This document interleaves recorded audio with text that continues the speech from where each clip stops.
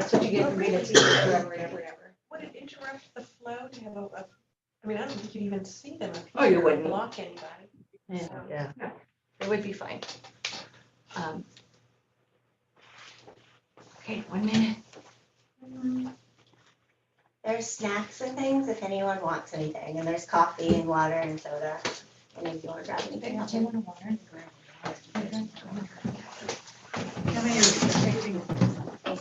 How many more are we expecting, Monica? Do you know how many? It said 12 to 14 people in person, so I think we might be good. Yeah, we can even get started. 16, so we're good. I really don't mind sitting on the floor, so if somebody else comes, they can have this chair. Monica, would you like to, I think Juliet will do the honors. Oh, no. So hi everybody on Zoom as well, and hello everyone here. Thank you so much for joining us. And you all may have met Susan and her daughter. And thank you so much, Susan, for coming in. This is our biggest hit till now, this book club. We've got about 50 people who wanted to join in. I think about 20 wanted to join over Zoom, and then about 16 here. So thank you so much for coming in. I think the reason we all wanted to connect with you is because your book touched us at so many different levels. And your story is so inspirational, and we all work with incarcerated women every month, and it's so wonderful to hear from someone who's making a difference in their lives every day. Hi Betsy, please come. Okay, Bring them down. So thank you so much for coming in. And this is Juliet, so she is the chairman of the book club. And then we have Maria as well, who couldn't come in today. I think she might be joining over Zoom. So we can get started whenever we like. I think Juliet has some questions as well, right? So Tony and Susan came out to Lockhart today to the Coleman unit and had a great visit. Talked to about 200 women, and I got such an amazing response.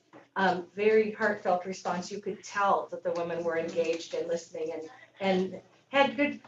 It was funny because Susan asked for questions and she got more sharing than she got questions. But some good questions. Come on in, Betsy. You can have your chair. 5 of us. That's okay. I'm a force. We can bring more chairs. We can put chairs all the way through here. Okay. We'll have cheers then. I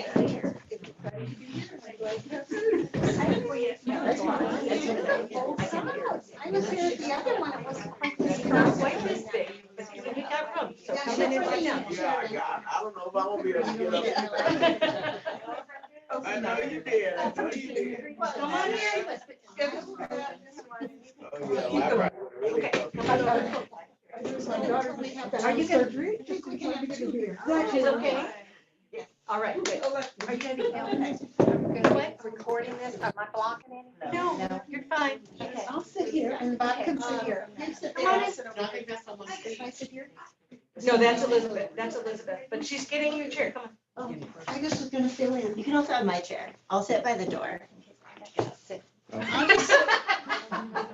just sit wherever you tell me to sit. Right there, I think we're good. Yeah, you can sit right there. There's one people. Yeah.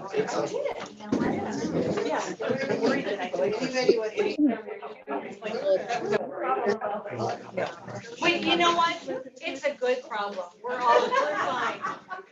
We can all go home and take a shower when we're done. So I'm gonna keep introducing so we can get going. That's a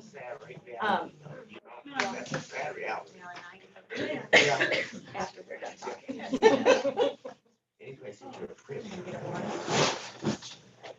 Yeah, we have, please feel free if you need a water. Get whatever you need. Can you get, would you get a couple of water? Okay. We're panting, we couldn't find the room. I'm sorry. We just get. Because you're crashers. I think she was gonna bring. That's okay. Oh, yeah, she's got it. Okay. Thank you. Yes, please take pictures. Son will get after us if we don't. Son is coming. Oh, good. Okay, so Ms. Susan is here and we're so excited to have her, and we've been really blessed. If you haven't been to the book club before, welcome. we're so glad you're here.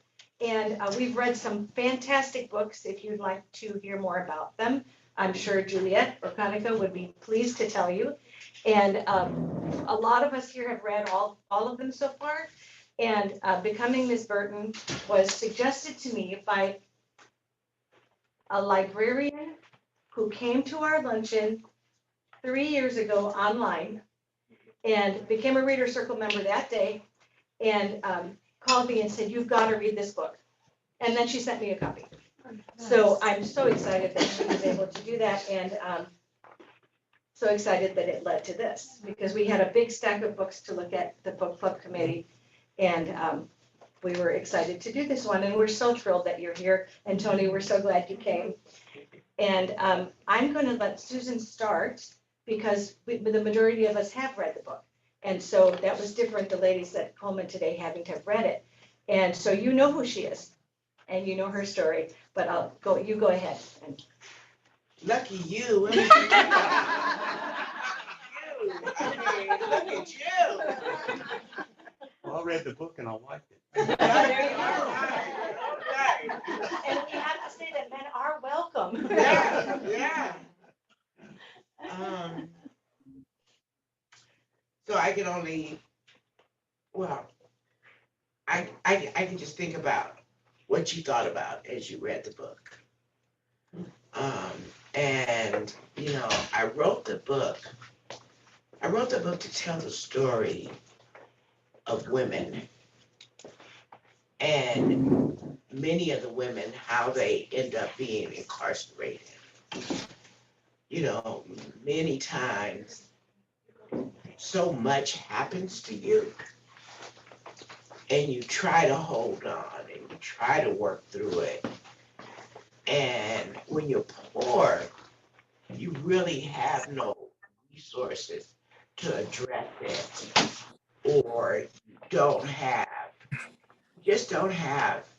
anything to hold on to. And so it just compounds and compounds and compounds. And in my case, I went to use substances to manage the disappointment, the rage, the pain, the guilt, because sometimes you don't know things that are being done to you. Sometimes you hold the guilt of it or the responsibility of it when you don't know. You're too young to even understand. Like when I was 4 or 5 and my auntie told me I was a dirty little girl when she should have been protecting me. But I don't know at 4 or 5. The big person said this and that's, you know. And so women end up a lot of times either acting out in anger, using drugs and alcohol, and just trying to manage stuff. So I wrote the book to tell that story. And the first half of the book was so difficult. I mean, it was hard to write. And I wrote it in a 3-month period. And I ended up having to stop and get professional help because in actuality, I relived all those experiences that spanned decades in a matter of months. So I did go get professional help. That's one thing that now I know how to get help. I know when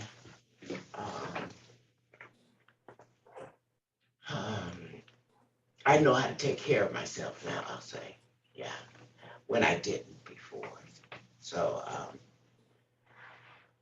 and then the second half is after I got stronger, after I began to get services, and I look back, I was enraged at what could have happened and what should have happened, and why did it take so long to happen. Was it because I was poor? Was it because I was Black? Was it because I was a woman? You know, all of these things that I begin to question about our society. But I'm grateful and thankful that I got help, and grateful and thankful that I can sort of pay it forward and help other women heal from their experiences, find their place in the world, and lead, productive and great lives. I watched so many women, um, pick up their bed and walk.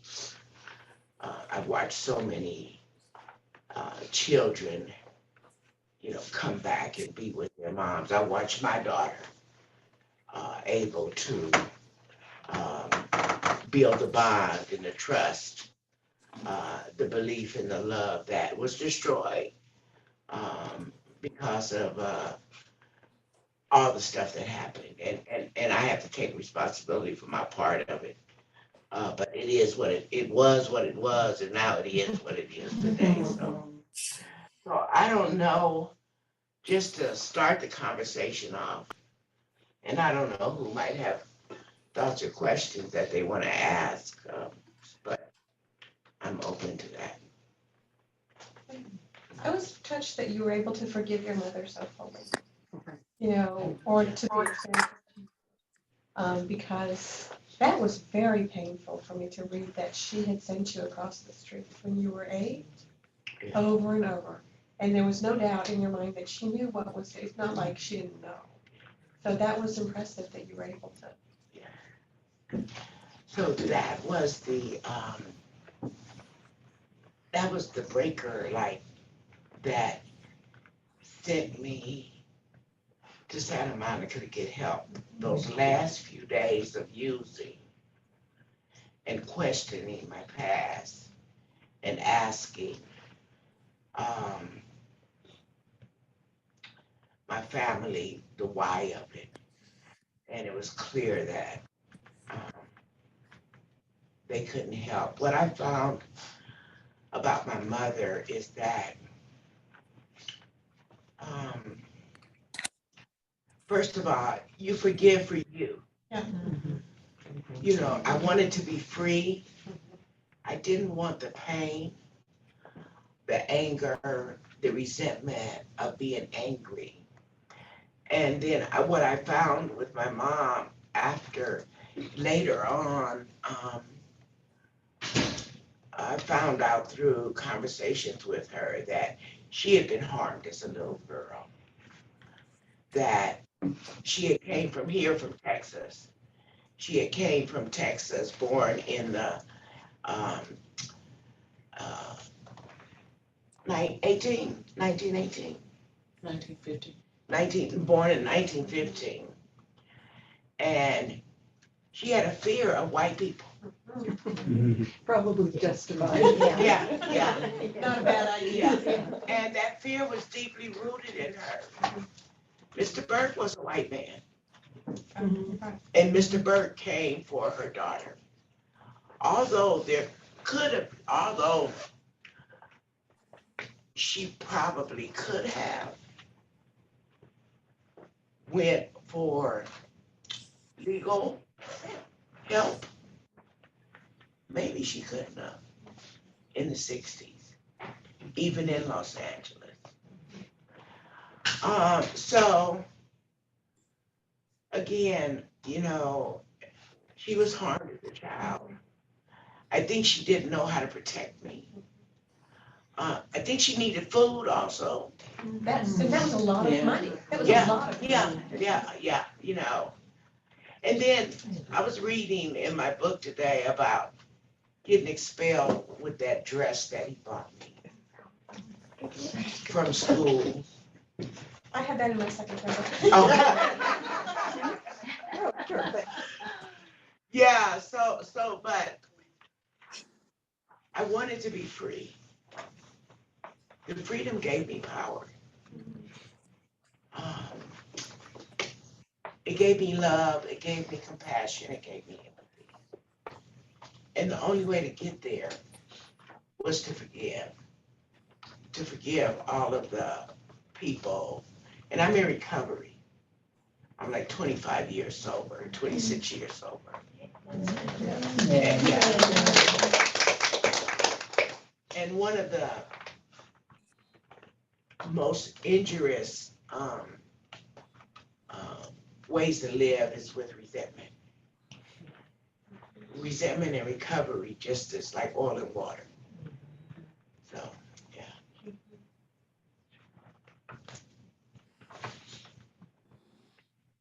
So I think I admire you for getting over the resentment. I don't see how you did it. I mean, it must have been very difficult. It was. I mean, so with persistence, we can do anything, right? Mhm. So persistently, I would, go back, I would get angry and rage would come up at certain things, and I would pray for forgiveness, and I would ask God to show me how to forgive. And, I had never, I had never, I'd never forgiven. I was just angry. Mhm. And I was so angry, you could probably feel it roll off of me. In the I could same feel way. it reading the book. I didn't mean for you to get angry. Well, I knew Not at felt for you. Yeah. So, and then I would ask again, I would say again, I need to forgive. I want to forgive. Show me how to forgive. And then we have steps in the 12-step program where I can write out the anger, the resentment, the cause of it, and then see how it's affecting me. And when you see when it's so clear that, it's like they say drinking poison and wishing the other person dies. Yeah. Yeah. So I didn't want to drink no more poison. Even if it was so-called justified. It just didn't, it just didn't, so, it wasn't how I wanted to live the rest of my life. I wanted to be free. Good for you. Tony, did you have that same experience? No. Something that my daughter brought to my attention was you have a woman who represents her mother, who represents my grandmother, and represents her great-grandmother. We all shared her in different eras with different experiences, and that's why we all feel different. Because she and I will battle over our feelings about her mother and my grandmother. My daughter will say, well, let me tell you how I felt about my great-grandmother. While I understood growing up your feelings, my feelings were she was a little bit slower, she was a little bit older, she was not as attentive because she was older and getting up in age. And I didn't see where she had control of her household because there were a lot of little kids running around and running a little faster than her and being a little sneakier than her. So whereas you found her to be your protector, I didn't get that same protection because, the kids were, slicker than an eel. And she wasn't able to see all of the things that they were doing. So you have to allow someone their experiences with a person and respect them, even though your experiences are absolutely different. And so our experiences are night and day. I am grateful to have had my grandmother because of the experiences that I had as a child. And so my uncles, my mother's brothers, were my protectors, and you could not bring any harm to me in their presence. So I have an absolutely different experience than my mom. Grandparents get do-overs, huh? And we need Yeah, and we need them, yeah. I want to mention something, if you don't mind. Yeah. That today at the Coleman unit came up, and I really was so thankful for what you said and for how you responded, because we do so much helping moms communicate with their children. But we don't often ask how the children respond. And we often get told, oh, they love the book. We don't often get told when they don't. We don't often get told when they wouldn't read it or they wouldn't open it. And we know sometimes that happens. But the value of mom doing the reading is still there, because years later, it will come to fruition with hearing mom say she loves them. But your experience was difficult when the tables turned, when your mom wanted to come stay with you. I'm sorry. And you don't have to answer to that. I just wanted,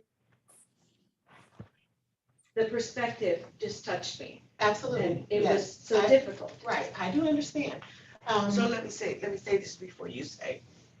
So You're still in control. I just want to kind of set the stage. I went into treatment, kind of like I went into prison. But after treatment or after prison, you know, there needs to be a place to take hold, to hold on to what you've learned and the dream that's birthed of something different. So to go to treatment and then go back to the same environment and neighborhood, you know, it's like, you know, jumping in a shower and jumping in a hog pen. You're just dirty all over again, you know? So, okay, finish. So what happened? So what came next? I'll pick up. She bossy too. I have a daughter. pillow. I have a pillow in my home. That my mom came and lived with me for a year. I happened to run across this pillow in a magazine, and the atrocious price of the pillow was nothing near the value of that pillow. And the pillow says, "Mirror, mirror on the wall, I have become my mother after all."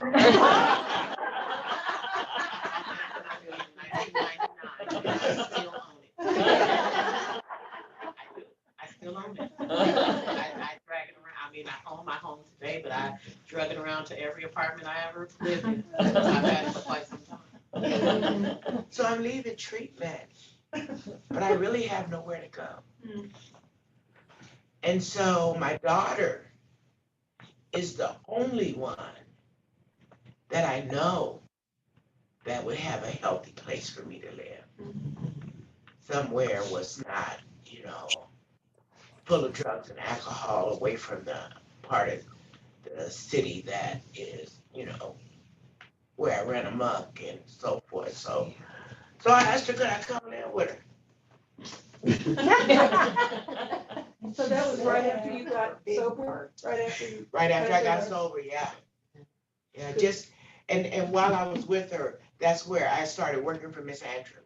Okay, because then it's just Mhm, kind of up and up and up. Yeah, after that. yeah. And so I said, let me think about it. Because I did displace myself from the family home, from the toxic environment. Because I, as a parent now, had to think about my daughter's involvement in that environment, my involvement in that environment, and how it was, it could be counterproductive.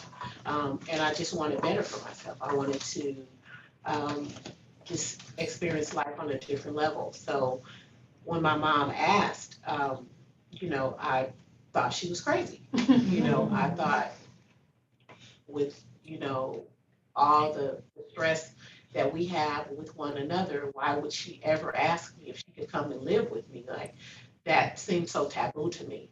And then I asked her why.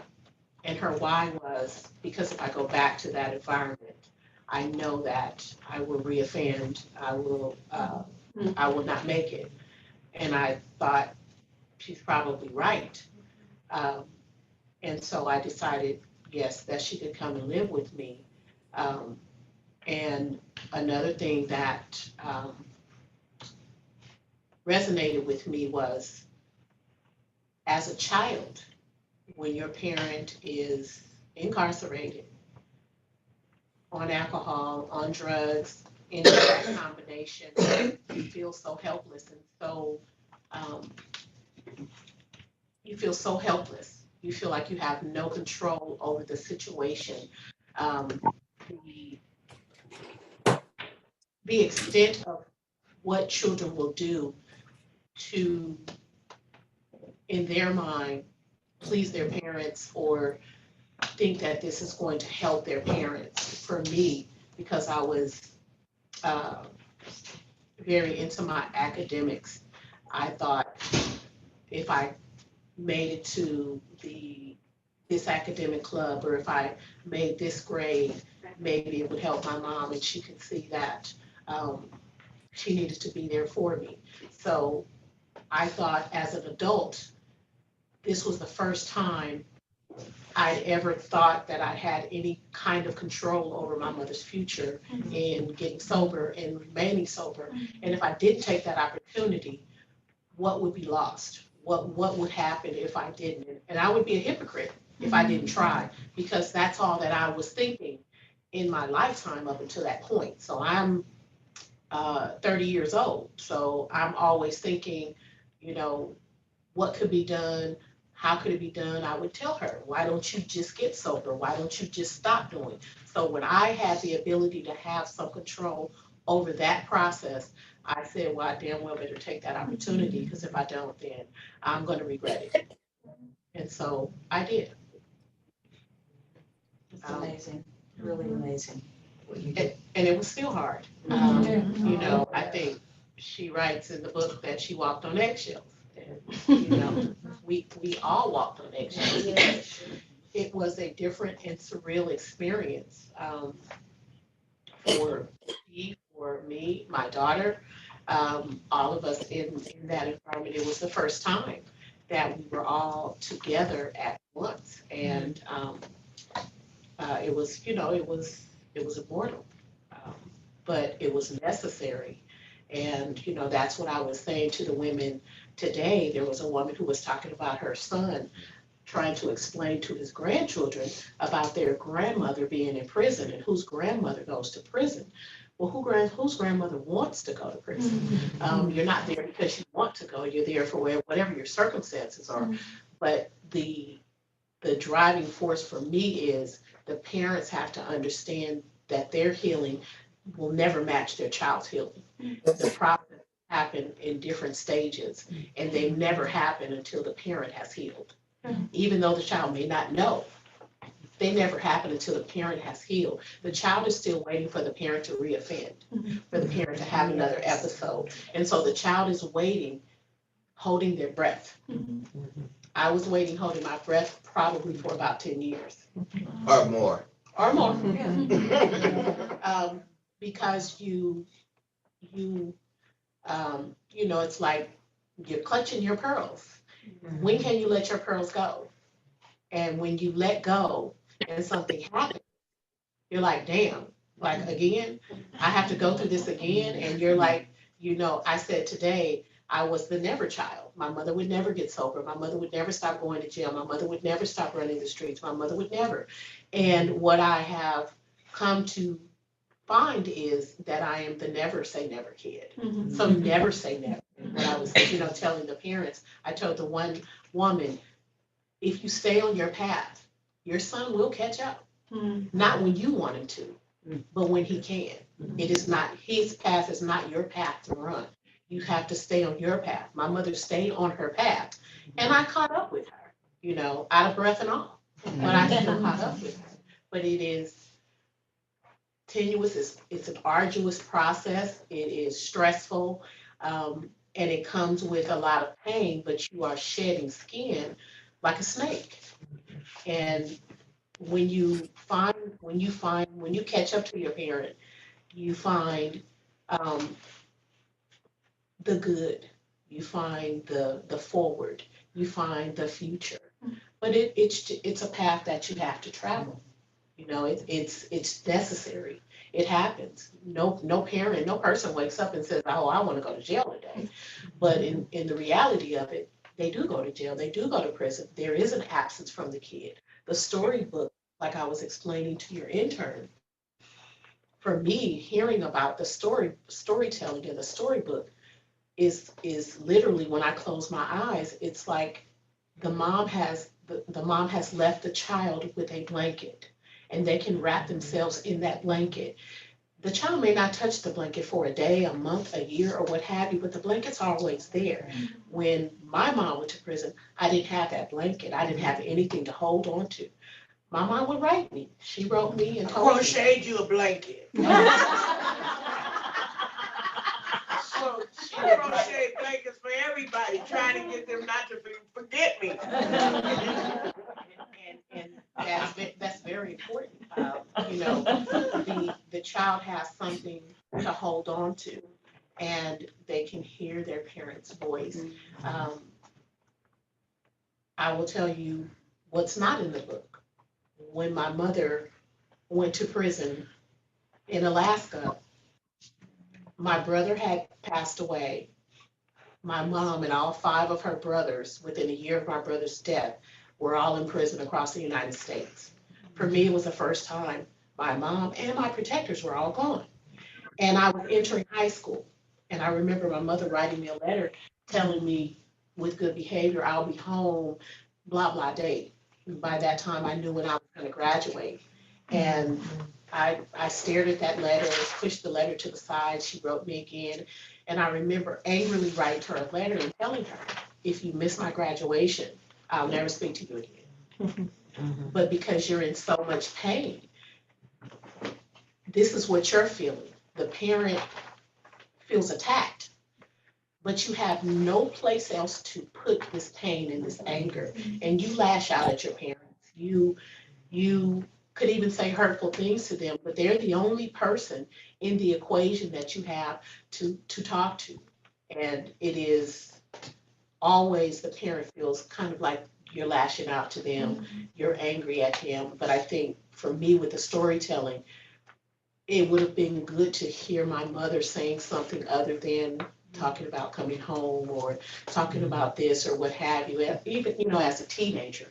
But I think it's important that that connection is there and that connection can continue to be built. Because if I had those cassettes, I probably would still be playing them. I eventually read all her letters.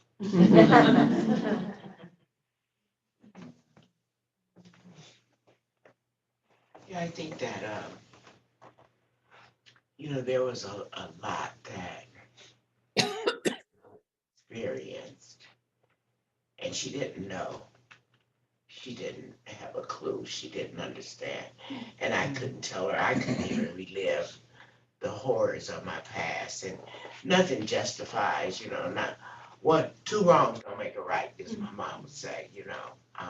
But you know, I'm grateful that I kind of landed on my feet and that I had the opportunity and resources to heal, and that my daughter would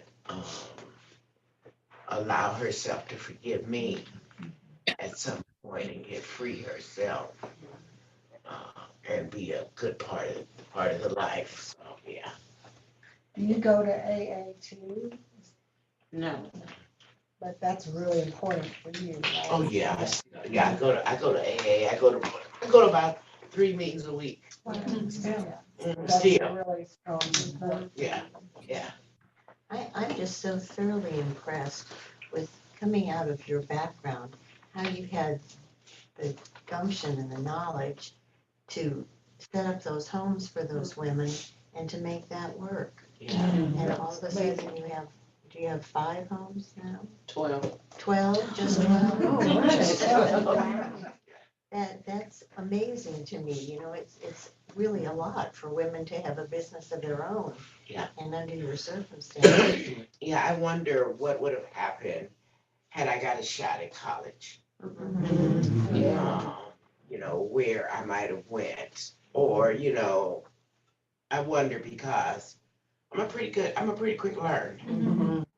And, so I had the opportunity to, start the organization with money I saved, just $13,000. But then you have to sustain it. And I had the opportunity to find resources, and I went back to school. I went back to the community college, and I learned there. I learned some business math and so forth. Yeah, but now I have professionals to do all that stuff. Because, you know, I mean, we have 50 employees now. Are all 12 homes are in Los Angeles? All 12 homes are in Los Angeles, but what happened when I wrote the book, I felt like women inside it was really important for them to have an opportunity to read the book. And I raised money and I printed 8,000 books. And I went on a book tour everywhere I went. I went into a prison. I went purposely to states just to go to prisons. And I visited 64 prisons just before the pandemic hit. And then I had to stop visiting during the pandemic. But what I saw was women just like me. I asked women today in the prison, how many of you have been here more than once? And about 3/4 of the women stood up. And it let me know that there needs to be an investment in their release. They need safe places to go. So when I did the prison tour, just like here, women stood up and talked about how difficult it was to come back into the community. And I knew that to be true from my own experience of not having a safe place to go. So I created a program called SAFE. SAFE stands for Sisterhood Alliance for Freedom and Equality. And what SAFE seeks to do is train other women across the nation, actually across the world now, to set up, to replicate our model. And so I train them, bring them to Los Angeles, train them, show them the houses. I actually raised money that I could give them startup money to start the home. And then I have a couple of coaches and different resources that I wish somebody would have given me when I started, so that they don't have so many kicks and bruises and nonprofit failure lessons. And, you know, so we have a bookkeeper to help them. We have organizational coaches, and we have capacity building coaches that work with them. So we have 32 sites now across the nation, one here in Amarillo, Texas, to help create places for women to come that if they want to change, then the resource for them to change be there. We can't be investing all the resources in prisons and punishment and not in support and rehabilitation. So now I'm teaching other people how to run a nonprofit. That's great. That's great. Well, and then in all the committees that you sit on and the legislation that you try to change and make a difference, a lot of times there's so much disappointment. I mean, it can be challenging. It can be, the disappointment that I faced, that piece of legislation is nothing in comparison. You know, and you know, all I have to do is look around and see Tony or see one of those kids playing in the house. And that's where the rubber meets the road. And that's where the joy that really comes from. Understanding that because of what you're providing, this family has a chance. Irregardless to what the legislature does, this family has a chance. May I ask you a question about the homes themselves? Yeah. The homes. I know in Strive, and some of our ladies have volunteered in Strive, some of the women are visibly hesitant to go home because of rebuilding the relationships with their children and perhaps having to go back to, if not the same community, the same family home that they entered or that they came from. How do you mitigate that? What do you do within the time they're with you to help prepare them to get ready for that? So, Because they've come from such structure. you mean the structure of the prison or? Yeah, I mean, the women come into the homes and, we have the store that I broke my leg in is like right across the street from the house. It's like right across the street, you walk out the door and then the store is right in front of you. And the women will ask me, can they go to the store? And I'm like, you don't have to ask me to go to the store. You don't have to ask me, to take a shower. You don't have to ask about going to the kitchen cooking food. One woman came home and she was in the house about a couple of hours. And she came back into the office and she said, I just opened a refrigerator. I opened a refrigerator and got food out of a refrigerator. You know what I mean? Things you take for granted. She was like, wow, I just opened a refrigerator. And that will stay with me. And I watch her grow. And I watch her, one day she's gonna go buy her own refrigerator. But yeah, so. And so to answer your question on a more specific level, so I retired from corporate America. I retired from a new way of life too, y'all. Yeah. You're just So I retired in. No, I'm just, I'm supporting the younger people. Yeah, so, and I retired in 2021, with 33 years from corporate America. And I worked in HR for AT&T. And so what I did was I joined my mom's staff to build an HR department because of the capacity of the organization is growing so fast. My mom started with her and one person, and now there's 50 employees and with 12 homes. And so from a daily perspective on women coming home, there are what we have our housing coordinators in home. And the housing coordinators are responsible for assisting the women with anything from helping them to get their ID, their government IDs, their birth certificates, these things, helping them get any type of services that are available to them, from teaching them how to utilize public transportation. We have a legal department. The legal department has post-conviction, and it also has family reunification. If they need to now start the process to try to reunite with their children, they can start that process. We have a workforce development team that helps the women build a resume, helps them, takes them to job fairs or helps them with job fairs, helps them if they want to go back to school. There's an assessment that's done, where are you right now? Where do you want to go? Those services are there for them, and helping them to reintegrate back into society.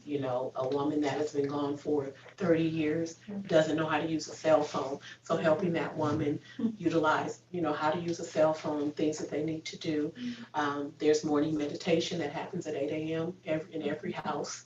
And there are AA meetings, there's CA meetings. They travel the women to those meetings, as well as take the women on life events, art exhibits, different, a movie night with their children, other types of things. And so the housing coordinators are there for the day-to-day with the women.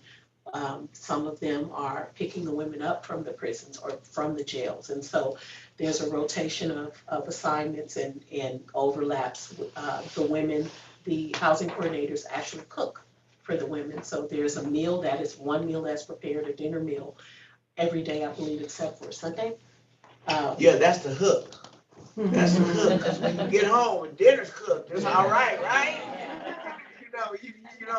But I just wanna, I just want a housing meal. coordinators tend to live there in the houses, or do They they have do like not 8-hour live- shifts? There's a morning coordinator that's from 8 to 4:30, and there's a PM coordinator that is from, I believe, 2 to 10:30. In the house, the women are required to be home by 10:30 curfew. By unless 10. They have a job that they have to perform that's outside of those responsibilities, but the housing coordinators are in the houses every day. Yeah, Sunday they through don't Monday. live there. Because they would wear out. You have to keep the professionalism, Any of them? in the workplace. Some of them have, yes, some of them have. She asked the question, are the coordinators coming from incarceration or from the homes? Some of them are, and some of them have. There's 12 homes, but not all 12 homes are manned. Some of the intake homes are the homes where the women are coming in from prison or from jail or from rehab or even from off the street. Assessments are done, the women are kind of put on this schedule of where they want to go, what they want to do, and as they complete different steps in that process, they can graduate and move to an independent home. An independent home, the structure has already been created in the intake home, and they just continue with their own individual structure until they can find permanent housing or they move out. So it just depends on, where you are and how you move through that process. So the women are not just left by themselves. They have that structure, but it's not, we're talking about adults. So we need you, we want to help you, but we're helping you help yourself. And so. And I don't believe that they need to be watched. Nobody needs to be there overnight watching them. If they're not there to recover and rebuild their lives, and they violate the trust, then, I have to say, this ain't the place for you. I can see you over here. They don't care what you do over there. I don't put anybody out on the street, but, I don't believe that I should be watching you or babysitting you, and I'm not gonna pay a staff to come in here and watch you sleep. And so, there's the trust building, there's the relationship building, there's the esteem building. We charge rent, we charge 30% of income. So usually people get a couple of $100 from welfare a month. So they give $60 of that for food, shelter, toiletries, transportation, you name it. Right? But they got skin in the game. They're putting in something. So yeah. Is there a time frame that they can stay, or can they stay forever? So in the independent home, they can stay as long as they need to. The independent home pretty much pays for itself. We're just covering the structure and paying the bills, but the women usually pay about $500 a piece to live in the independent home, and it takes care of itself. They might pay $350, depending on their level of income. But yeah, no, they can stay as long as they want to. There's no set program. Usually, when there's a set time, that's usually set by funding streams. And if you remember, I got rid of the funding stream because it was causing problems. And one of the problems it was causing is the time frame and classism within the home. The ones with the contract felt like they had more. They were the upper middle class folks, you know, and then the other people that couldn't pay or only paid $60, they would tell them that they're paying for them and they take care of them or whatever. So everybody's on the even playing field now. Yeah, isn't that something that would just create that, you know, this, our society, right? And, you know, going to college doesn't teach you that. You know, you said, if I wonder what I could do, have done if I'd have gone to school. Yeah, I wonder, yeah. But I think you had the opportunity right then to make such a big difference. 4 years down the line. Yeah, yeah. You know, you'd have been in a different head trip. I believe that. I believe that, yeah. But you think that way because society puts so much emphasis on I know. that piece of it. Yeah. You know, that is, you know, the quintessential important. I used to, you know, have somewhat of a chip on my shoulder because I had a scholarship to UCLA, but I didn't finish that scholarship, you know, having to do the things that I needed to do. I didn't finish and I lost my way. But in finding my way back, working my way up the ranks, you know, in AT&T, I had 21 of my 33 years was in HR. And I today, you know, can tell you I learned so much on the job that was invaluable to some of the lessons that I actually learned while I was in college. And I don't think that it's college that makes the person, it's the person that makes the college. But society is so heavily weighs on that particular piece that's what people tend to think until you share that. So, but one of the universities, they gave me a PhD. So I got an honorary PhD. So, yeah. I do remember you being driven as a student through middle school and high school, and that was kind of your saving. Elementary, I was the kid that read the dictionary for Yeah. fun. But it gave you a purpose. It gave me a purpose and it gave me an outlet, Yes. and it definitely, it was definitely a big driving force for me. Big driving force. It was definitely my saving A grace. good foundation. Yeah, it was a good foundation. Yeah. Drive my kids crazy, but they don't understand it, but you know. Where do you think that drive came from at such a young age? You didn't have a mother to help you, and your grandmother couldn't really do that either. No, my grandmother drove me. I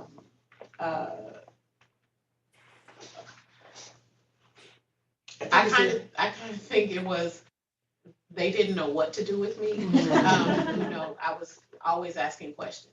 I would question you to death. And I remember, you know, one day my uncle saying, you know, here's the phone book and read the phone book. And then it was from the phone book, I went to the dictionary and it was, I could no longer ask questions. I needed to find the answers in the dictionary, you know, because they weren't, you know, kind of like on that level and they didn't know how to respond because they themselves, you know, when I was born, all 6 of them were between 10 and 18. And so they were quite young.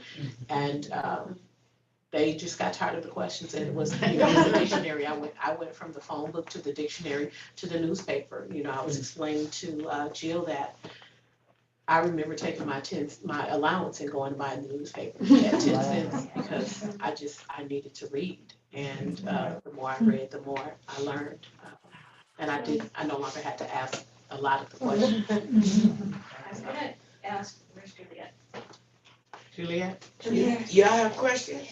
Well, I was gonna say, we have a hard stop at 7:45, not for all of us, but for Susan and Tony.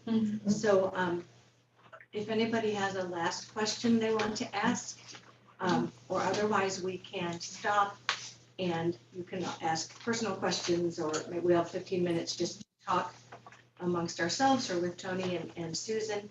And our founder, Judith Delna is here, she's out here, and I want to make sure we get a picture. So I want to say thank you, and to Juliet and Kanika too, because this is amazing. We've got a whole huge group up there. And we really appreciate you coming and are so glad that you could be here to listen. And I would love to hear more of what you thought of the book, and I hope you'll come back to the book club. And I want to extend a gracious offer to anyone who is interested in attending or hosting a table at the Storybook Luncheon on April 27th. Come talk to me if you'd like to learn more. And Judith, would you like to say anything? I'm just glad that everyone's here. I look forward to talking to you both. We're working on reentry and helping those moms when they get out stay connected. It's really vital. It's very nice. So really quickly, can you tell us about Beverly and how she's doing? Oh, Beverly, okay. So, I really wanted there to be a happy ending, but I had to ask Beverly to leave. She started back with her shenanigans. She said she was in pain, and she was taking some pills that I guess caused her to get loose and do some other things. So she called me about 3 weeks ago and asked me, could she come back to the way of life? And I told her no. I told her I was working with some other agencies that would be able to help her. I'm supporting them, and that she could, and that I could give her their information. So, I'm helping her, some of her children, but I just know how to take care of myself now. Yeah. And I don't have to keep laying down in the road in front of a train. I guess I was hoping for a happy. I was hoping for a happy ending.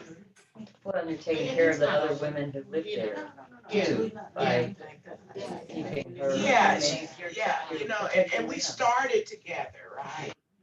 We started the agency. Yeah, we have a lot of history, and we started the agency. But, in the big book, it says we stand at the turning point and we ask God's care with complete abandon. And here are the steps I take.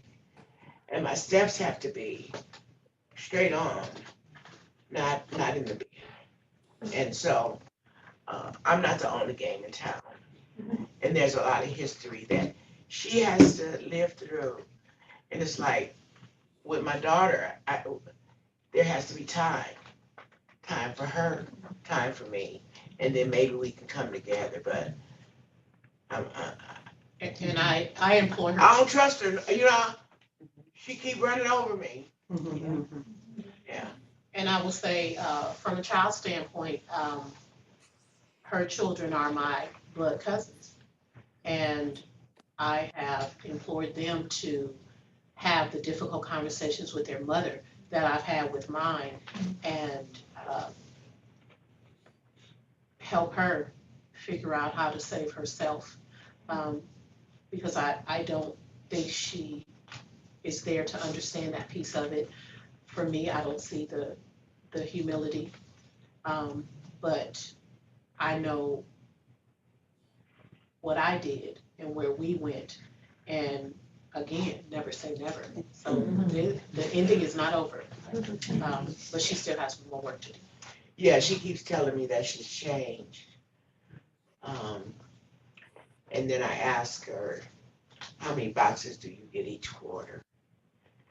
And she says 2 or 3. Well, the institution only allows you 1. So you still doing your stuff. 1 box is enough. And that lets me know that you're still in the having over enough, and you're breaking rules, and you're so forth, So. I also want to give the people on Zoom a chance to ask questions, if any of y'all have any questions or want to say anything. Not okay too. Any questions from our Zoom participants? My mom is also here.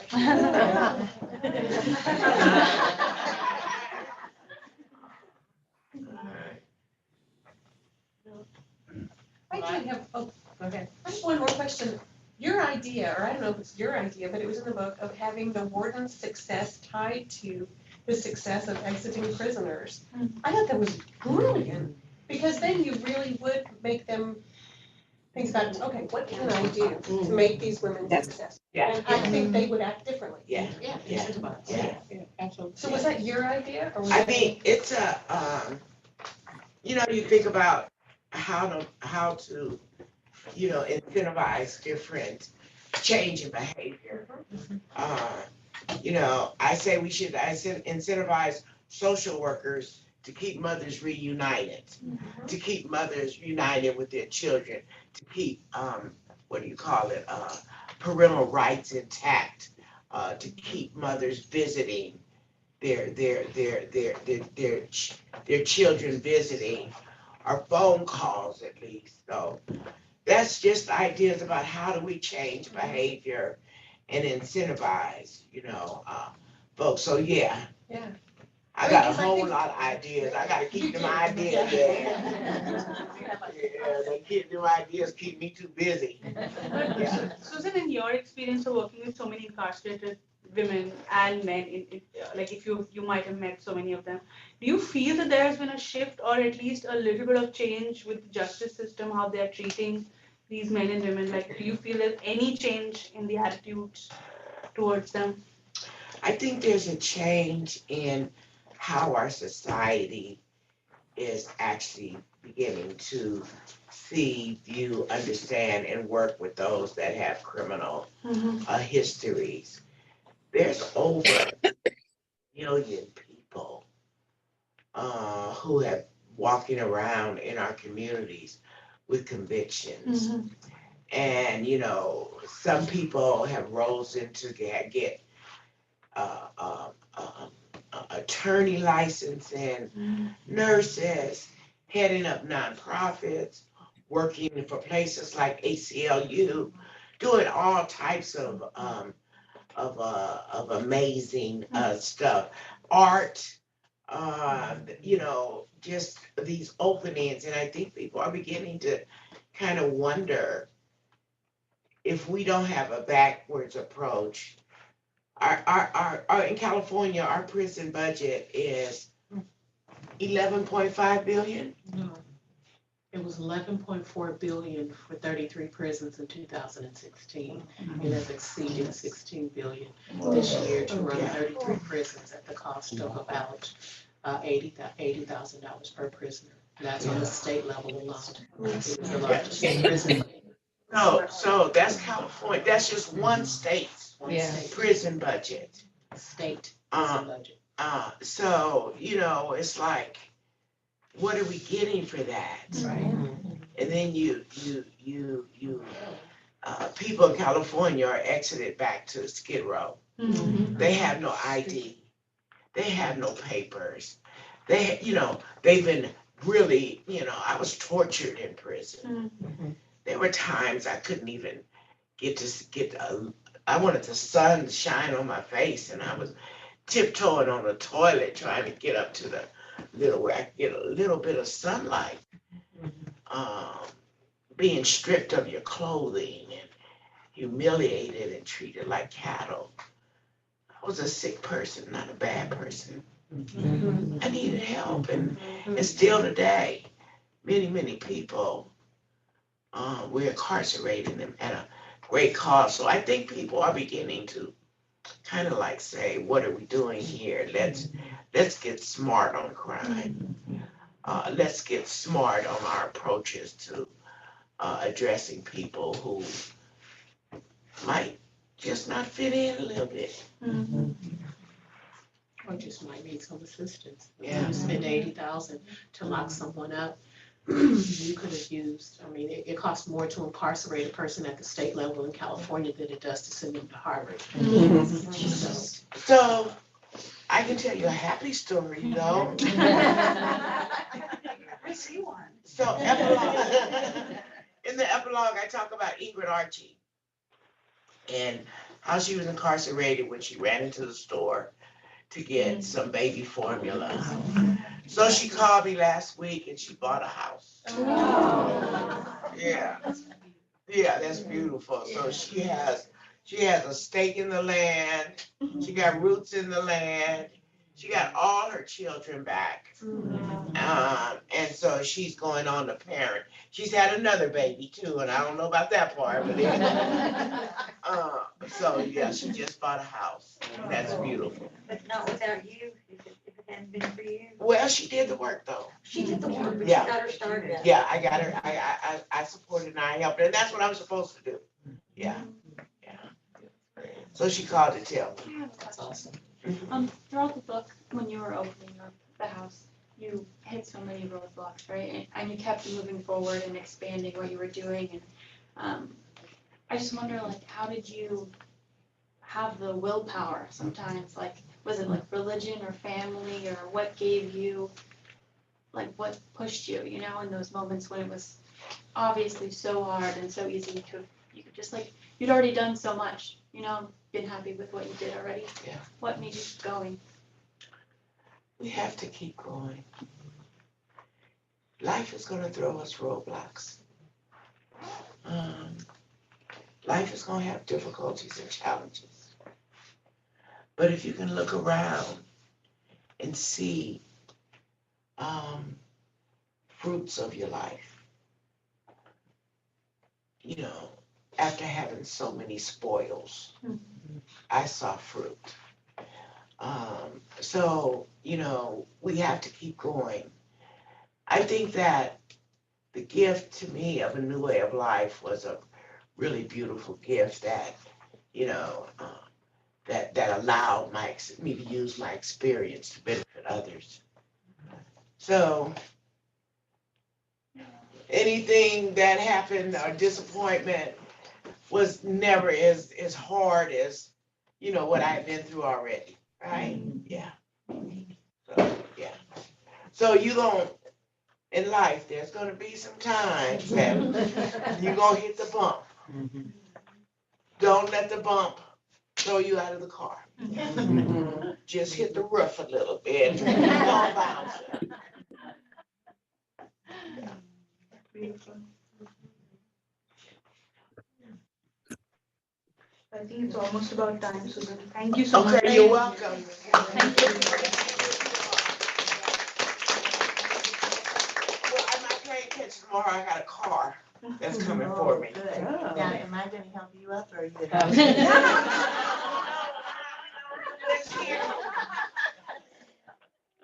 So let me see.